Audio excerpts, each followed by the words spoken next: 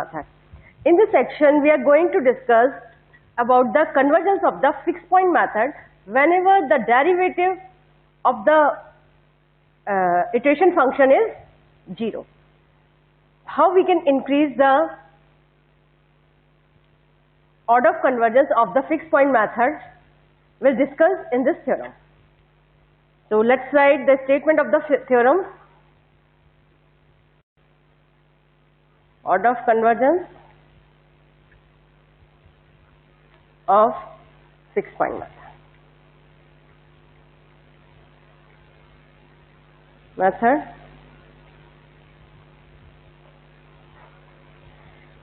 Let us discuss a theorem. What is that theorem? Let alpha is the root of the fixed point of x equal to gx, and gx is p times continuously differentiable function,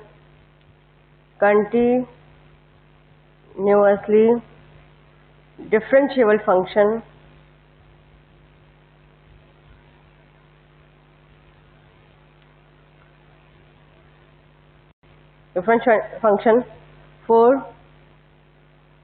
all x near alpha. For some p greater than equal to 2, assume that g dash alpha,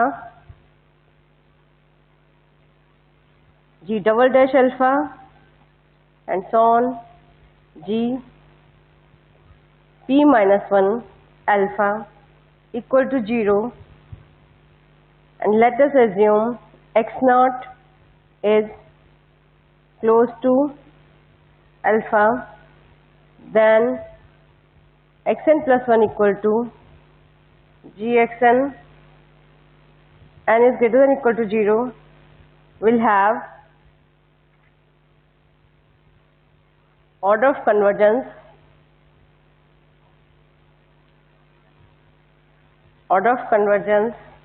p. Okay, so what is the statement of the theorem? Alpha is the fixed point of the iteration function x equal to gx.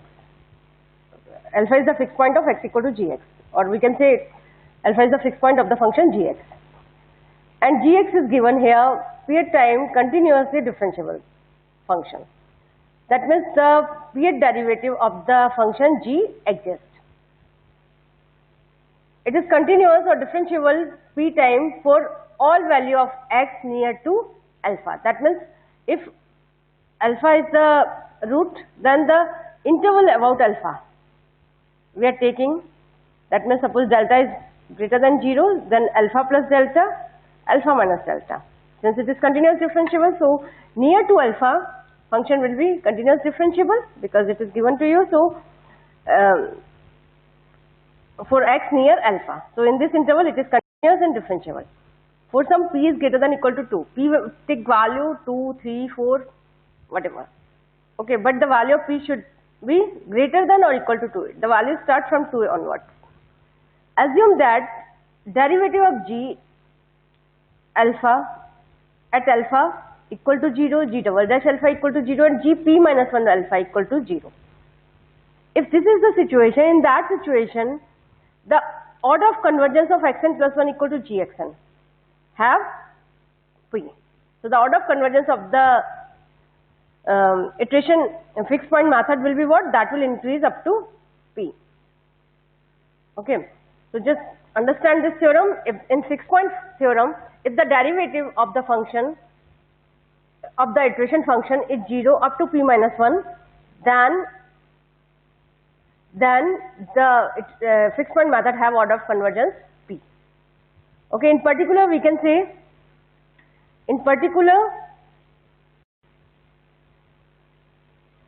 if p equal to 1, p equal to 2, then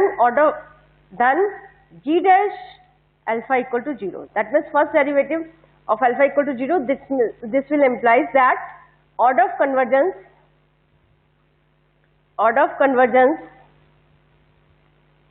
of fixed point method is 2. If p equal to 3 and g of g dash alpha, g double dash alpha equal to 0, then order of convergence of fixed point method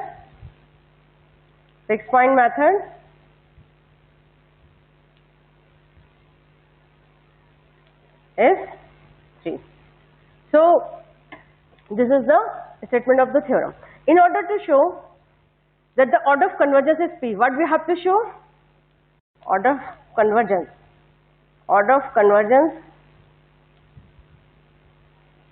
is p, implies that limit n is tending to infinity, xn minus 1 xn plus 1 minus alpha upon xn minus alpha raised to power p equal to some constant.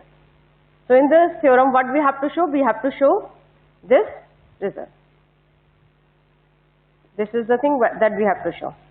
So to show this, okay, this is the to understand what we have to show. Okay, so let's do the proof of the theorem. Let's do in the next page. So what is our aim to show? Our aim to show the order of convergence of the fixed point method is p. Okay, let us suppose, okay, what is given to you here? It is given that xn plus 1 equal to gxn. It is what? It is fixed point iteration function.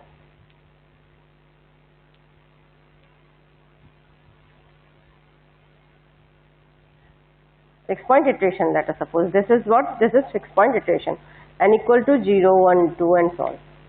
Okay, gx is p time continuous and differentiable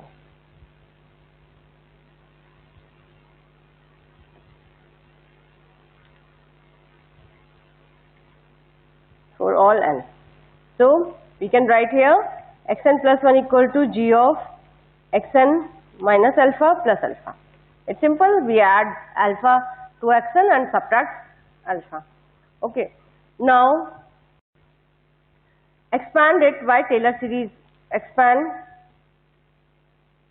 by Taylor series expansion about alpha. Okay, so what we get? We get xn plus 1 equal to g of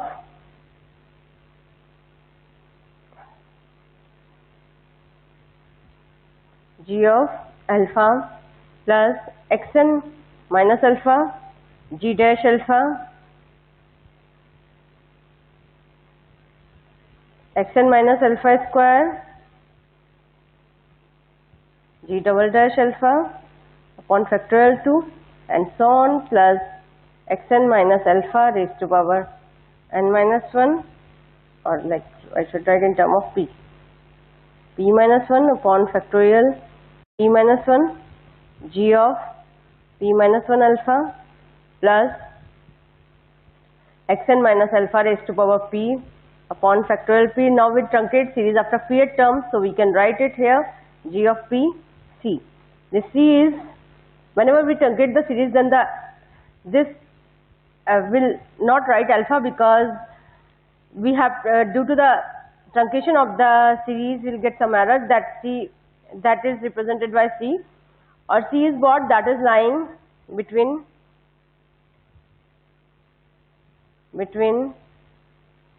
xn and alpha. This is the result of Taylor series expansion. Okay, so we truncate the series after pth term, because Taylor series expansion go up to infinity. Now xn plus 1 equal to g alpha, g dash alpha. Here it is given to you that g dash alpha 0, g double dash alpha 0, g of p minus 1 alpha equal to 0 from the theorem statement. So that's why these are all 0. G of alpha equal to what? G of alpha equal to alpha. G of alpha equal to alpha, as alpha is the fixed point.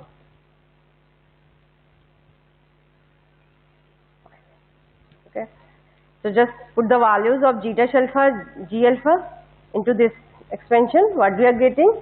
Xn plus 1 equal to alpha plus 0 and so on up to xn minus alpha raised to power p upon factorial p and g p. So xn plus 1 minus alpha equal to xn minus alpha raised to power p upon factorial p, g of p. Okay. We can write it here, limit n is tending to infinity, xn plus 1 minus alpha upon xn minus alpha raised to power p upon g of p c upon factorial. This is what? This is showing here that the order of convergence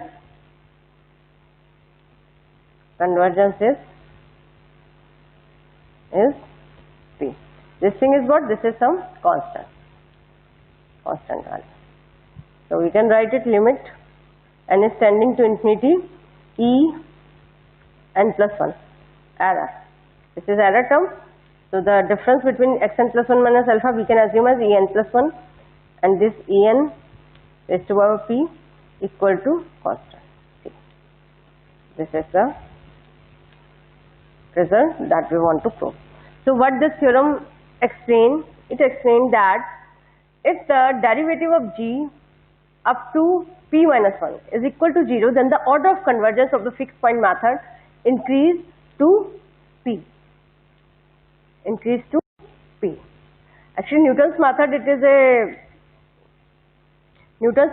the extension of the fixed point method. We can say in Newton's method g at derivative at g is what in Newton's method? X minus fx upon f dash x. So the derivative of this function is 0 at alpha. That's why the order of convergence of Newton's method is 2. Okay. Now next result.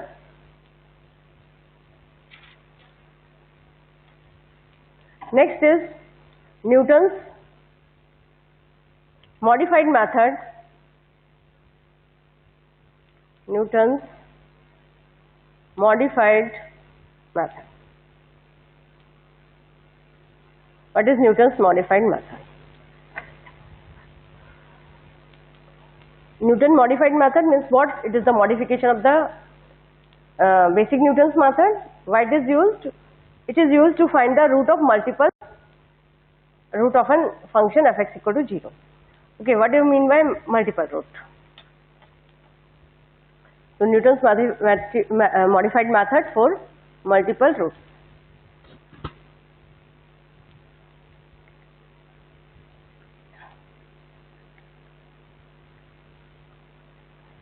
So what is multiple root?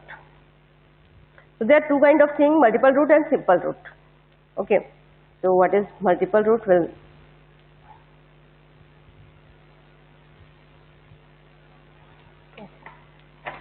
so a root alpha of fx is called multiple root of order m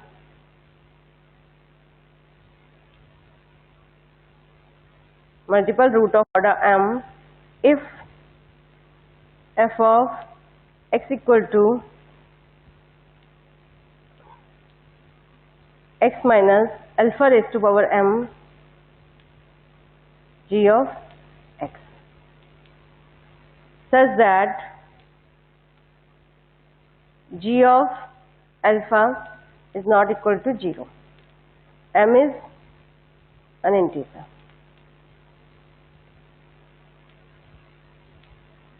Okay, if m equal to 1, then alpha is a simple root. M equal to 2, alpha is a double root.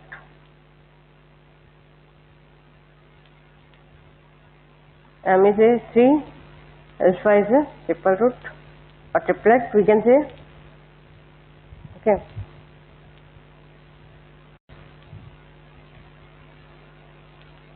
And so on. So, when alpha is a simple root, then Newton's method works well. It gives order of convergence 2. But when alpha equal to 2, that means the alpha is of order 2. That means this Newton's method doesn't give order of convergence. Its order of convergence reduce in the case of whenever alpha is a double root. That will explain with the help of example. So, let us explain this function. If we are taking a function, let us take on the next page. Let us take an example.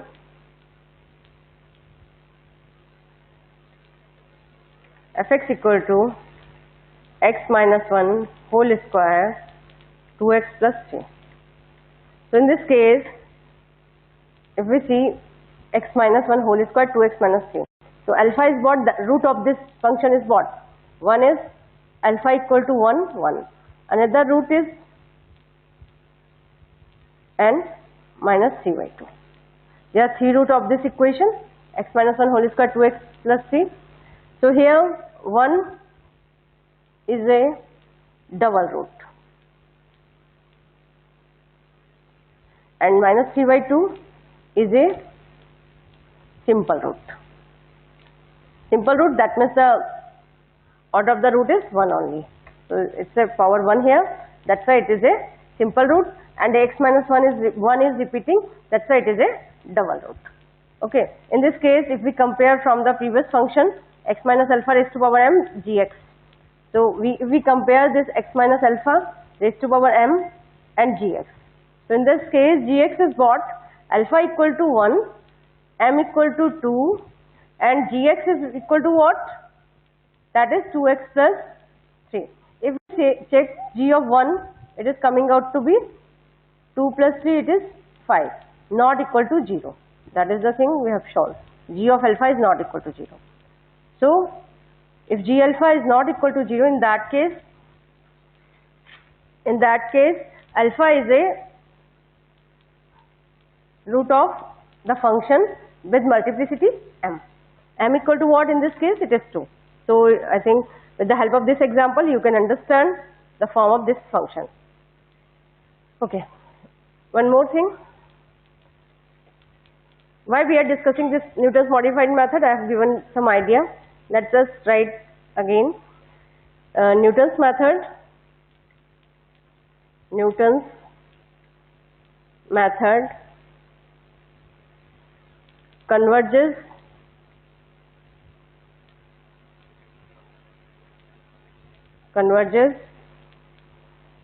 quadratic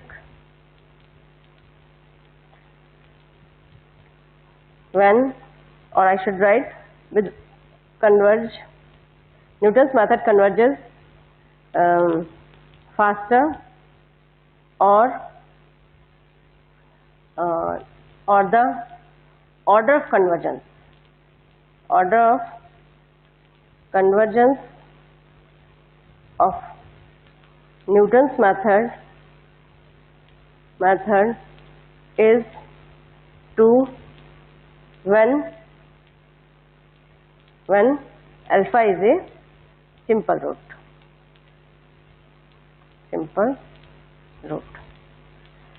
Next, if alpha is a double root or multiple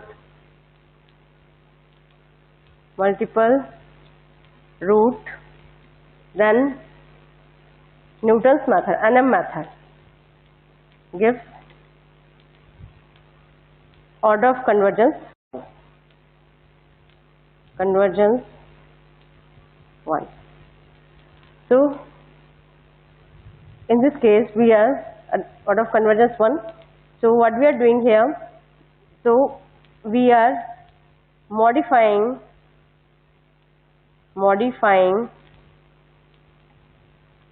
or Newton's method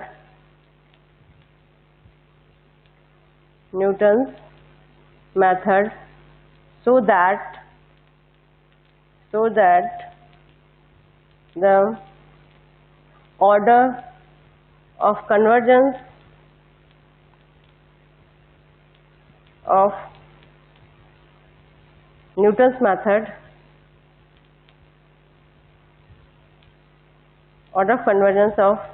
method increase to 2, 4 multiple roots. So I think the aim is clear why we are discussing Newton's modified method. So what is Newton's modified method?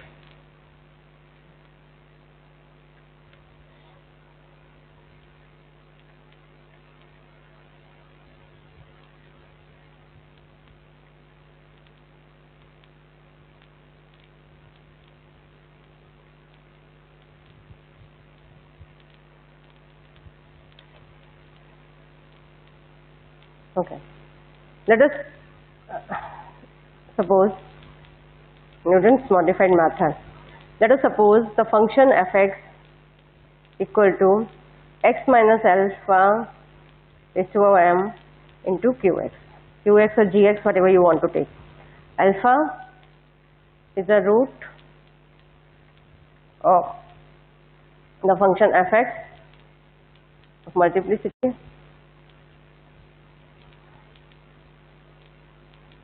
with multiplicity m.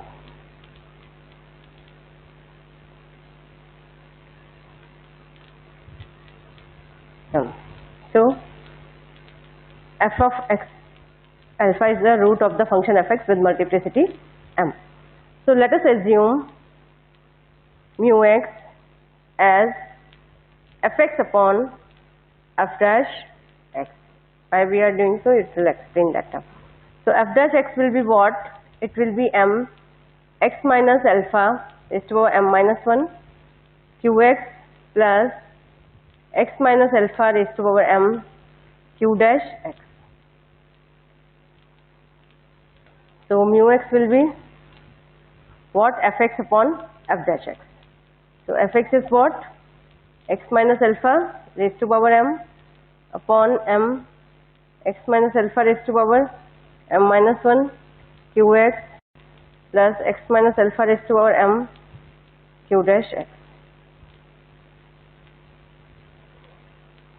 So it is coming out to be x minus alpha raised, we'll take x minus alpha m minus 1 common from the numerator and denominator. What we are getting? X minus alpha into m qx plus x minus alpha into q dash x. This is mu x. If we see from here, what is the root of mu x? Root of mu x is what? That is only alpha. That is a simple root. So mu x has alpha as simple root.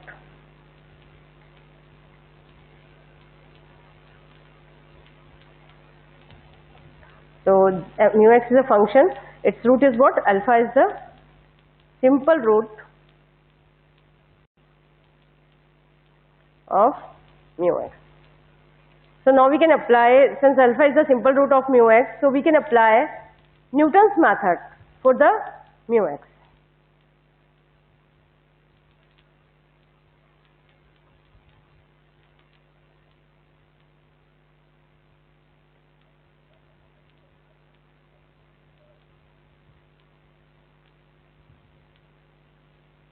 So let us apply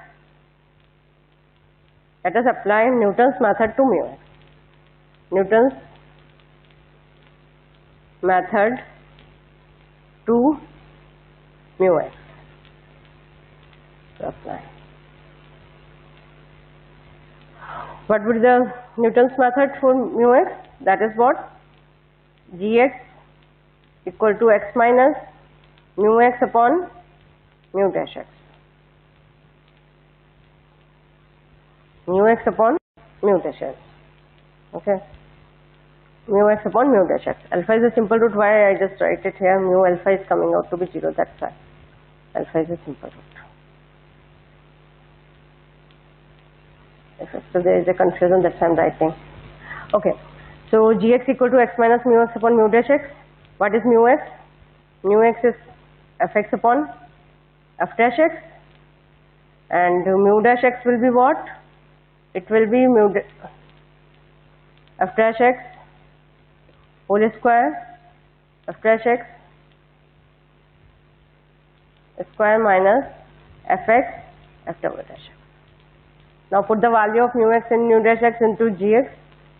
Is coming out to be x minus f of x f dash x upon f dash x square minus f of x f double dash x. This is your Newton's modified method. So we can write it xn plus 1 equal to gxn. This gx is what? This is the value. So this is the Newton's modified method. Newton's modified method. So what is the difference between simple Newton's method and Newton's modified method? Here we have to compute one extra function, that is f double dash x. Okay, in Newton's method we have to compute only the value of fx and f dash x, but in Newton's modified method we have to compute one value of f double dash x also. Okay, one more thing, since alpha is a multiple root of the function, let us take an example. Suppose fx equal to what? As we have taken example, x minus 1 whole square. Okay, 1 is a root of the function fx with multiplicity 2. So f of 1 equal to what? It is coming out to 0. We will find out f dash 1. F dash x is what? 2x minus 1. F dash 1 will be what? It will be 0. Okay, it is also 0. So whenever it is a multiple root, suppose the alpha is the root of multiplicity m, then f of alpha, f dash alpha, f of m minus 1 alpha will be 0. So that's why here f dash 1 and f of 1 is equal to 0. So if we go back to the formula, then from here we can say if alpha is the root of the function gx, then f of x and f dash x both are nearly equal to 0. Whenever we are taking some initial approximation near to the root alpha, then the value of fx and f dash x, they are almost nearly equal to 0 because alpha is the root.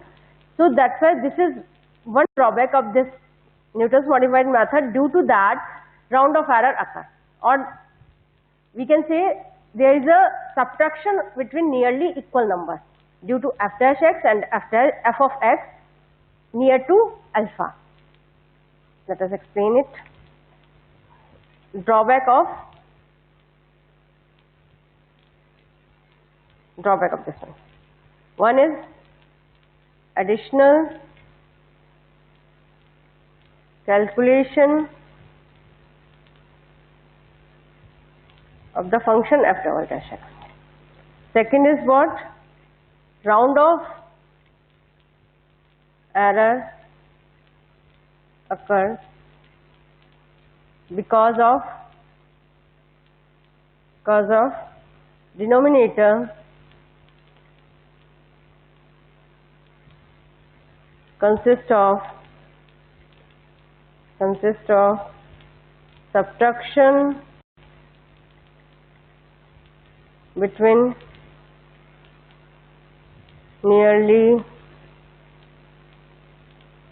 equal number f of x and f dash x are close to 0. Why it is close to 0? Because alpha is a root. Then as we are moving toward the root alpha, then f of alpha near to alpha, f is 0, and the derivative is also near to 0 because it is a double root. In the case of simple root, derivative is not equal to 0. But in case of double root or triple root or multiple roots, the value of the derivative nearly equal to 0. That is the reason why this method is not very good, but it gives order of convergence. Advantage क्या है? Order of convergence is 2. Okay. Let us take an example.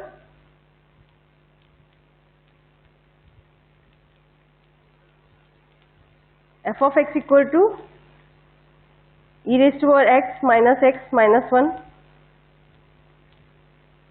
In this question show that f has multiplicity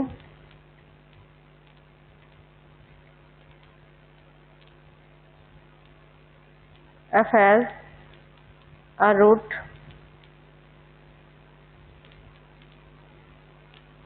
a root 0 of multiplicity 2, and also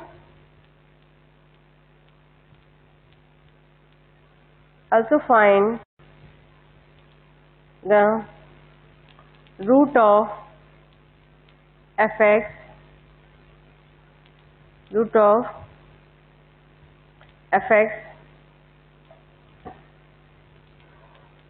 by Newton's method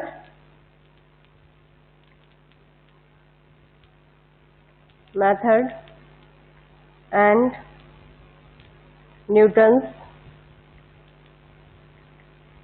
modified method.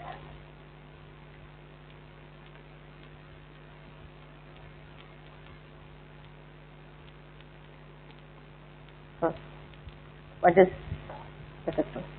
We'll compare the Newton's method and Newton's modified method by this example. So first thing is what we have to show this part. So fx is what? That is e raised to x minus 1. So that f is root 0. So we will find out 0. What is coming out to f of 0? E raised to 0 minus 0 minus 1. The value is coming out to be 0.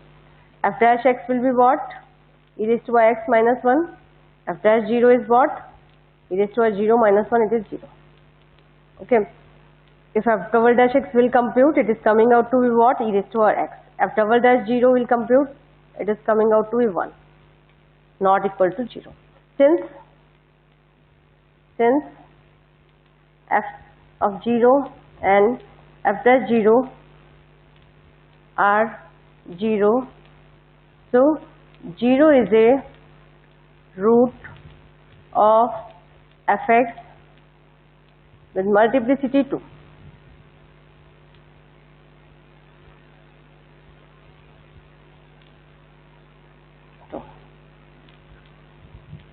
Okay, so multiplicity क्या है आपका 0 का? That is 2. Okay, now apply modified Newton's method and Newton's modified method for this problem. Let us take we'll apply Newton's method, Newton's modified method. We'll start with initial approximation. Let us suppose 1. That will be given to you. I'm just comparing the results. Okay. Initial approximation, that means the n equal to 0. The initial approximation we are taking as 1. That means the x0 value. x1 will compute as, it is coming out to be 0.58198. And here we are getting x1 is minus 2.3421 10 to the power minus 1. Second approximation is coming out to be x2 as 0.31906. The value here it is coming out to be minus 8.5. 4582 into 10 raised to the power minus 3. Third iteration x3 is coming out to be 0.16800. Here the value is coming out to be minus 1.188954 into 10 raised to the power minus 5. Fourth iteration coming out to be 0.08635, and here it is coming out to be as minus 6.863282 into 10 raised to the power minus 6. Fifth iteration x5 is coming out to be 0.04380, and the value is coming out to be minus 2.80852 into 10 raised to the power minus 7. So if you see here, the root is what? Root of this, of the given function is what? That is 0. If you see Newton's method, it converges slower in comparison to the Newton's modified method. Here if you see, we are getting in third iteration, result is minus 1.18 into 10 raised to the power minus 5. That means 0.0001 negative sign. So this Newton's modified method converges faster in comparison to Newton's method. It will take more iteration to take x16, x5 and so on. We will continue this process. After 16th iteration, we are getting x as 1.9142 into 10 raised to the power minus 6. But here we are getting this result in the fourth iteration. So that's why Newton's method converges slower in comparison to Newton's modified method for the multiple roots. So this is the reason. Okay. So this is 10 raised to the power minus 6. We obtained here in 16 iteration. Here we are achieving the same result in four iterations. So this is one example. One more example.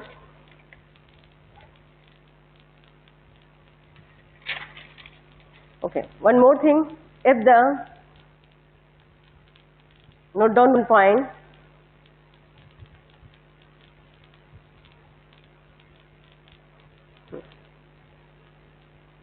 if the multiplicity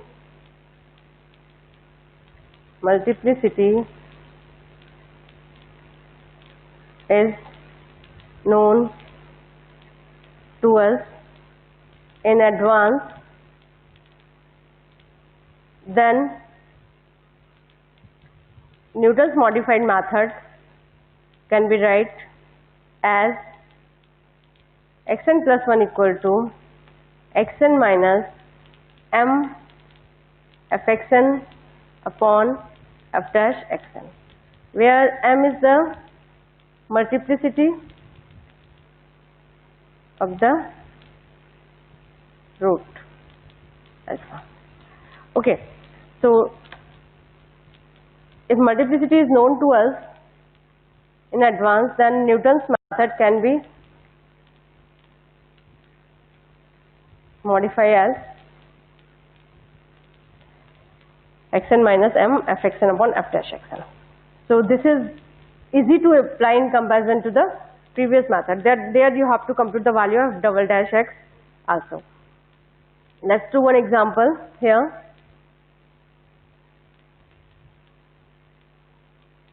Apply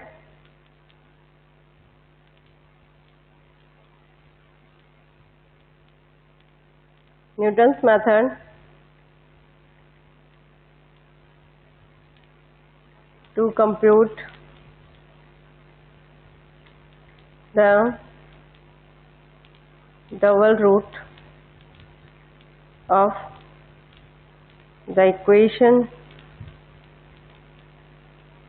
x cube minus 2x square minus 0.75x plus 2.25 equal to 0. Root is given close to 1. Okay. Solution.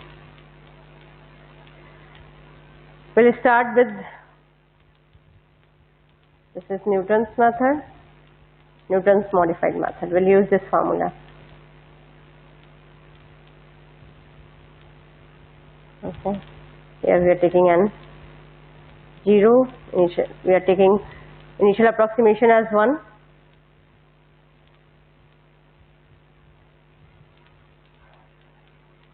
Newton's method, it is taking value as 1.2857, it is 1.5714, second 1.3981, here we are taking 1.5009, third iteration we are getting 1.5, here we are getting 1.54,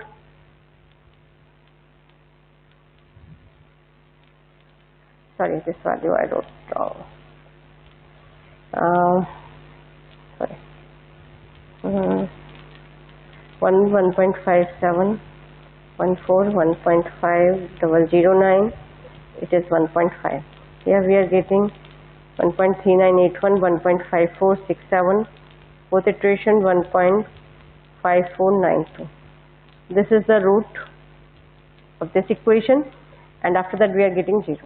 So what does it imply? It implies that the root 1.5 of this equation, here the Newton's modified method is taking only 4 steps, and it is, in this case, it will take more iteration to converge toward the root 1.5. So it's done. The whole chapter is completed. In the next class, we'll discuss some problem based on these different methods. Thank you.